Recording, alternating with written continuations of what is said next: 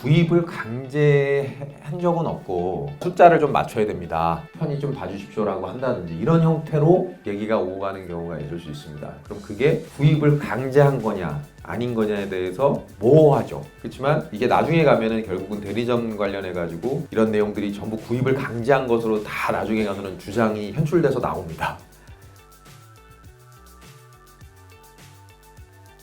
그 다음에 이제 대리점 거래 시 공정거래법 위반 이슈를 말씀드리겠습니다. 이거는 그냥 제가 이제 대리점 거래 관련해서 이제 강의를 할 때 많이 말씀드리는 건데, 자 이거 보시면 이제 담합과 관련해서 예전에 이제 그 정보 교환은 담합으로 규율되지 않았었는데 한 몇 해 전에 정보개정법이 도입이 되면서 상품 또는 용역의 원가라든지 출고량, 재고량, 판매량 그 다음에 상품용의 거래조금, 대금, 대가의 지급 조건, 그 다음에 가격, 생산량 이런 것들의 정보를 주고받으면서 일정한 거래 분야에서 경쟁을 실질적으로 제한하는 행위는 담합으로 의율되는 것으로 법이 바뀌었습니다. 즉 정보 교환 합의를 하면 법에 위반될 수 있는 겁니다.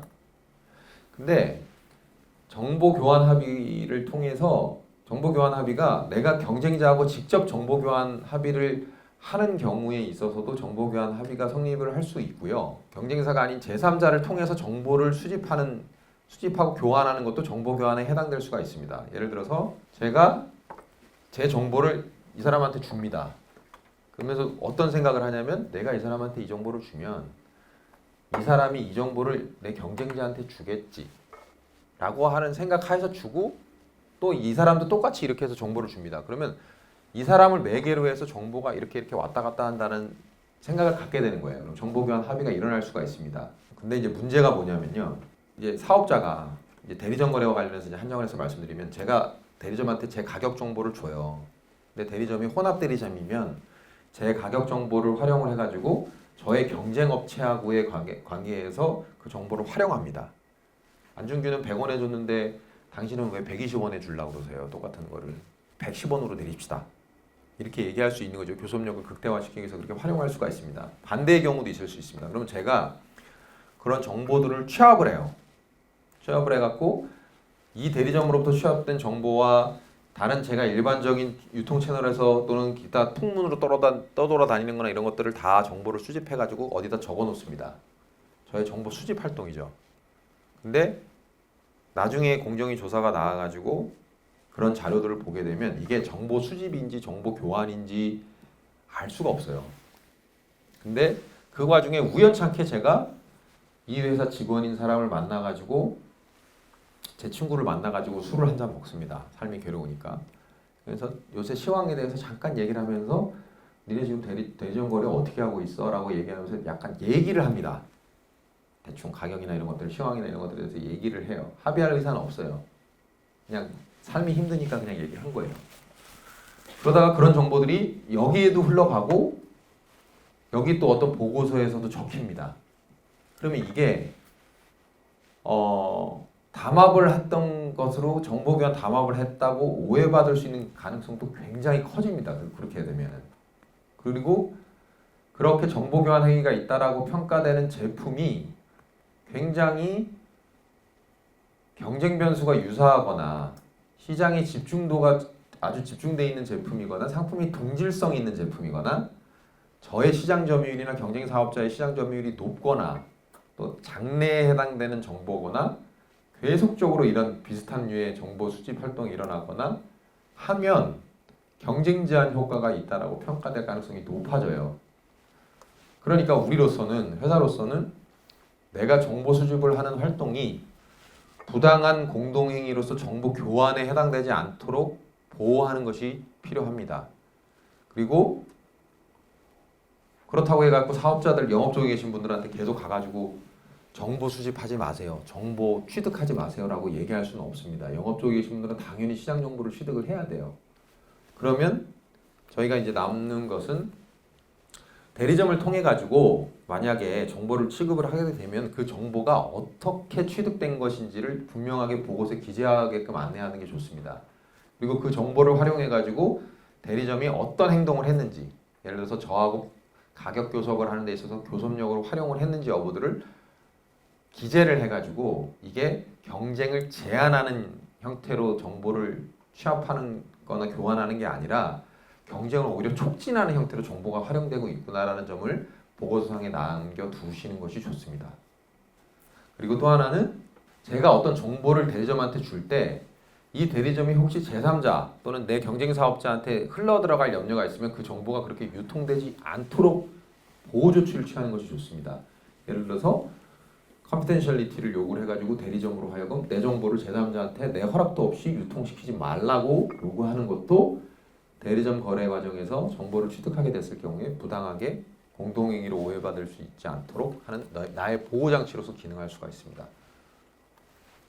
그 다음은 이제 재판매 가격 유지 행위도 이제 공정거래법상 문제가 될 수 있는데요.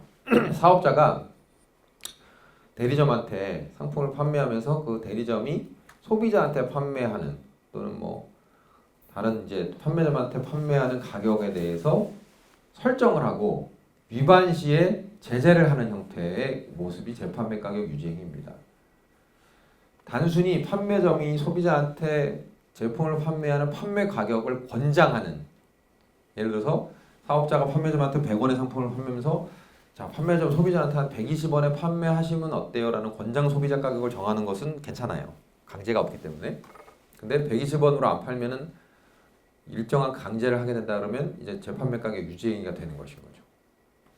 이걸 왜 금지해야 되냐면 제가 재판매 가격 유지 행위를 하면 판매점들 사이에 소비자들에 대한 유통 채널 사이에서 가격 경쟁이 사라지게 됩니다.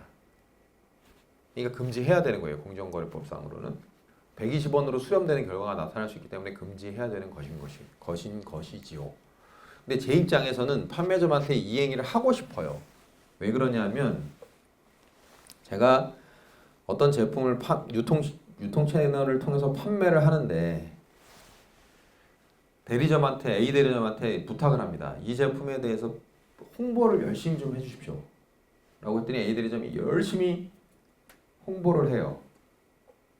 그래갖고 소비자한테 이 제품 좋습니다. 안준규가 공급한 제품 좋으니까 한번 써보세요라고 막 시연도 하고 설명도 하고 합니다. A 대리점이 그렇게 해서 소비자를 매혹을 시켰는데 B 대리점이 딱 나타나더니 소비자한테 찾아가가지고 A 대리점이 120원에 판매한다 그러는데 저는 110원에 드릴게요. 라고 얘기합니다. 그러면 A 대리점 입장에서는 참말로 벙찌죠. 내가 이거 지금까지 뭐 한 건가라는 생각이 듭니다. 그러면 이 판촉 활동, 홍보 활동을 안 해요. 그럼 제 입장에서는 너무 괴로운 일이죠. 제가 가격 경쟁을 하도록 요구하는 것이 가격 경쟁을 하도록 하는 것보다는 판촉 활동을 통해 가지고 제품에 대한 인지도나 다른 여타 마케팅 활동을 통해서 평가가 좋아지게끔 하게 하는 게 제 목적인데 대리점들이 그렇게 움직이질 않는 거예요. 그러니까 재판매 가격 유지 행위를 하고 싶은 생각도 강하게 듭니다. 그래서 그런 재판매 가격 유지 행위의 친경쟁적 효과도 있고 반경쟁적 효과도 있습니다. 그래서 이 두 가지 그 고려 효과를 종합적으로 고려해서 해당 행위가 위법한지 부당한지를 판단하는 것이 원칙이에요. 근데 많은 경우에 있어서는 그 재판매 가격 유지 행위는 대부분 효율성 증대 효과보다는 경쟁 제한 효과가 크다고 판단을 받는 경우가 대다수입니다.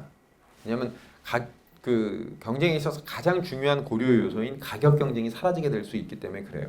공정위 실무상으로 대부분 위법하다고 판단되는 경우가 많습니다. 다만 이제 재판매 가격 유지 행위에 관련해서 위탁 판매는 적용이 되지가 않습니다. 그러니까 내가 위탁 판매 형태로 거래를 하는 경우에 있어서는 수탁자한테 이 가격을 얼마에 파세요라고 지정을 할 수가 있는 거예요. 위탁 판매의 경우에는 아까 말씀드렸듯이 이런 형태의 그 재판매 가격 유지 행위가 금지되는 것은 대부분 매입 매출 방식의 거래에서 금지되는 것입니다.